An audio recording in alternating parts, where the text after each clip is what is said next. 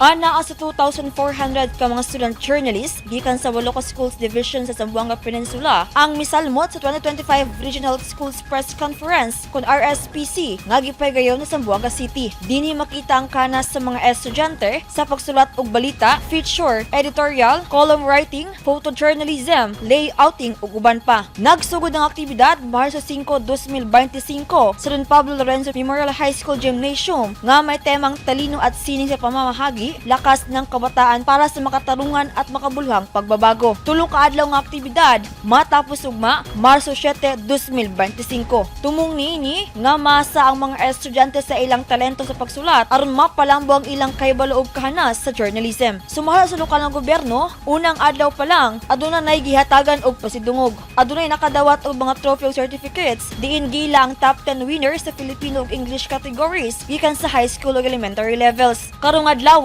Marso 6, 2025 adunay laing mga pasidungog nga gihatag sa mga division journalism coordinators, school paper advisors ug campus journalists nga nagpakita og kausayan sa ilang mga natad. Ugma mahuman ang aktibidad pinagi sa awarding ceremony. Diin ilho na mga mudaog sa individual writing contest, group contest, lakip na sab ang mga division winners. Ana sa ihatag ng Statue of Excellence Award isip overall best performing division sa duha ka kategorya alang sa paper-based nga kompetisyon. Shiny Bolyaser, Newsline Philippines, stay safe!